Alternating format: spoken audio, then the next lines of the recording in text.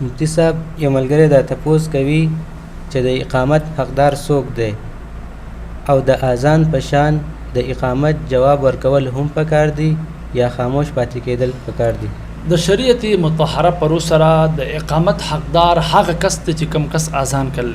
ځکه یو ورځ د نبی علیه الصلاۃ والسلام په زمانه کې نبی علیه الصلاۃ والسلام د بلال رضی الله عنه په ځای باندې زیاد ابن حارث صدای رضی الله عنه ته فرمایل وي ته اقامت وکړه، ځکه زیاد ابن حارث رضی الله عنه اذان کړو.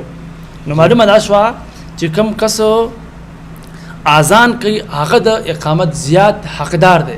خو کچې یو سړی داسي چې هغه اذان په خپل وکي او د اقامت اجازه بل کس ته صراحتن ورکی یا دلالتن ورکی یا بل کس اقامت وکي خود د دغه په اقامت باندې ناراضه کیږي نه، نو بیا د بل کس هغه اقامت کولو کې څه کراهت نشته.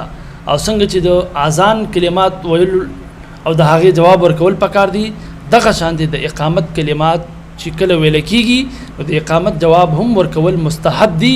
خو چې کله قد قامت الصلاه ویل کیږي نو په هغه ټیم کې اقامها الله و ادامها ویل پکار دي. جزاکم الله.